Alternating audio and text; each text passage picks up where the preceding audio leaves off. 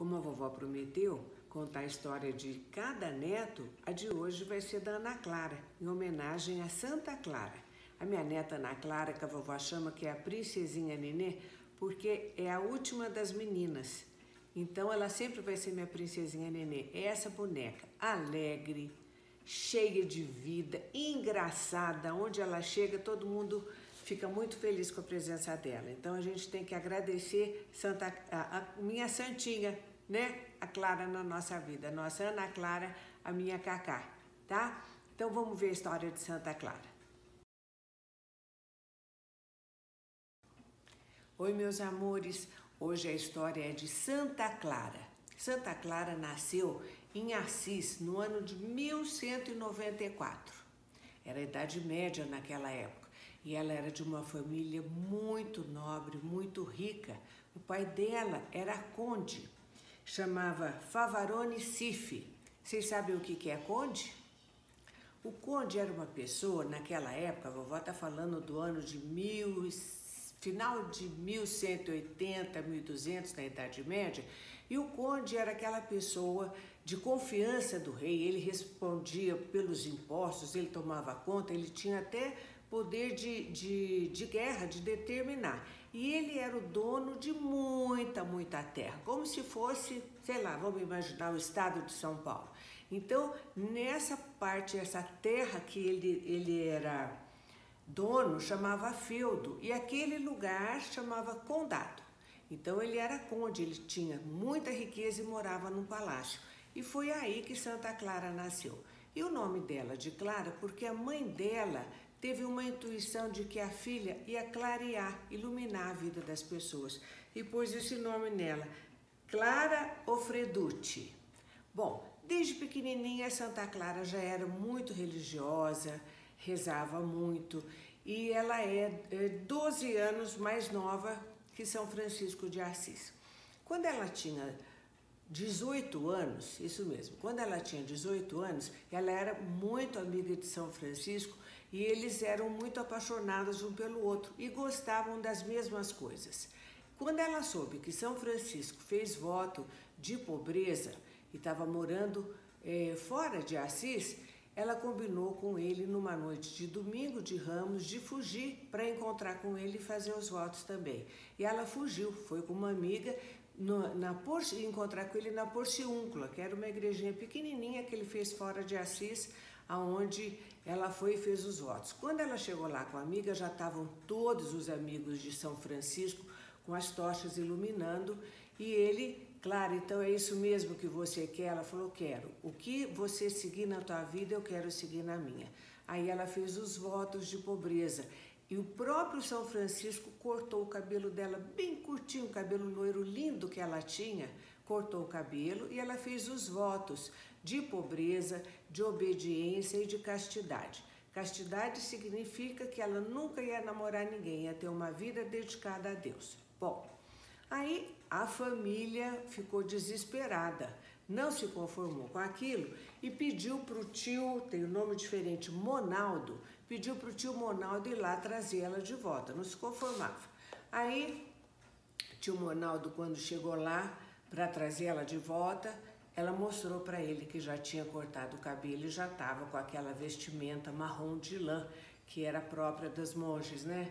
Aí tio Monaldo entendeu que não tinha volta, chegou para a família e falou, olha, não tem como, ela resolveu, vai seguir essa vida religiosa. Quando a irmã dela, Catarina, que estava com 15 anos, fica sabendo disso, foge também e vai encontrar com ela. Aí a família desespera, você imagina, já achava que tinha perdido uma filha para a vida religiosa e ia perder a outra? De jeito nenhum. Tio Monaldo, você vai e traz a Catarina à força, pode fazer o que você quiser. Lá vai o tio Monaldo para trazer a Catarina. Chega lá, ela não quer ir de jeito nenhum, o que ele faz? Ele amarra a Catarina e tenta, você vem comigo sim, nem que seja arrastada. Quando a Santa Clara vê aquilo, ela começa a rezar, não aguenta ver o sofrimento da irmã e pede que Jesus intervenha, que faça alguma coisa. Vocês não sabem o que acontece. A Catarina fica tão pesada, que ninguém consegue arrastar. Aí o tio Monaldo desiste pela segunda vez e volta para casa falando que não vai ter jeito. Nisso, São Francisco tinha mandado, vovó vai ter que seguir o nome dos lugares, que elas fossem morar num mosteiro beneditino para se acostumar com aquela vida de pobreza, de obediência. Santa Clara se desfaz de todos os bens materiais, toda a riqueza que ela tinha, inclusive do dote dela.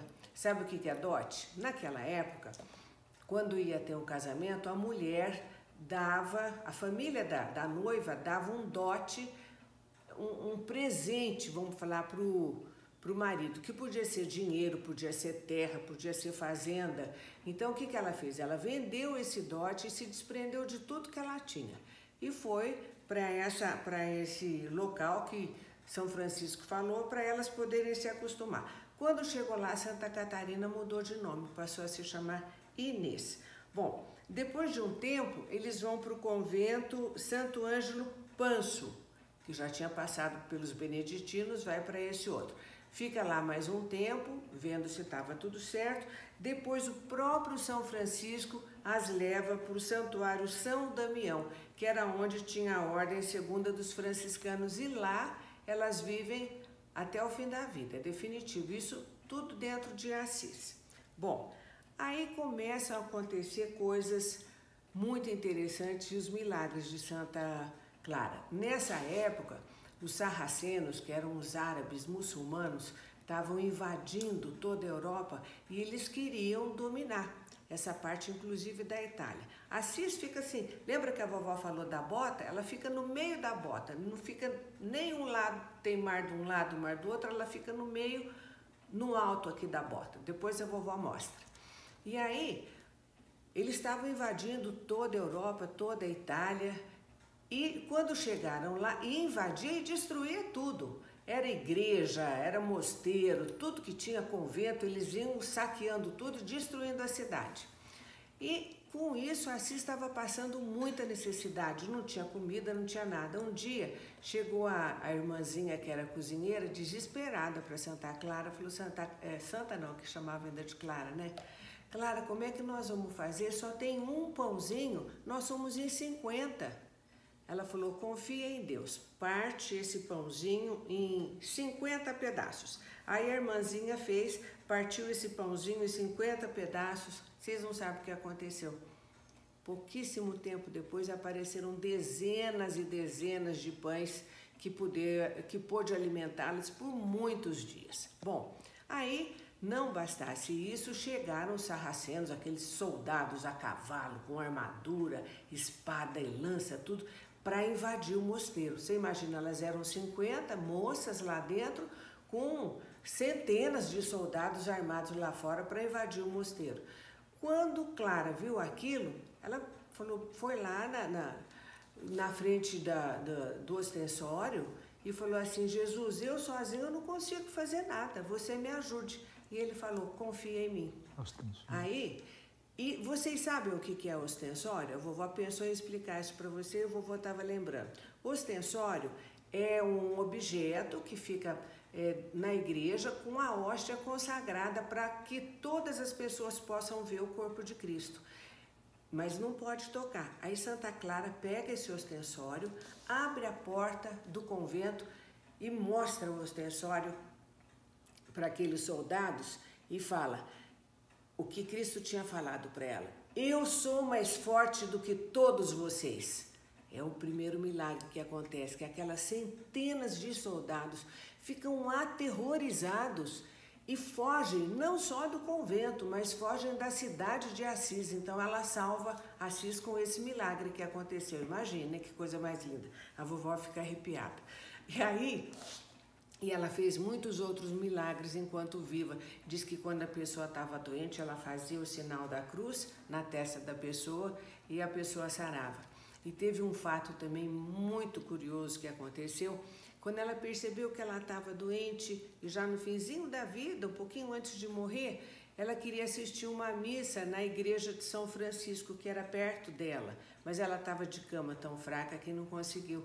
Aí ela rezou e pediu muito que tivesse essa graça de poder ver essa missa. Vocês não sabem o que aconteceu. Lembra que isso foi no ano de 1200 e pouquinho. Ela estava com 60 anos na época.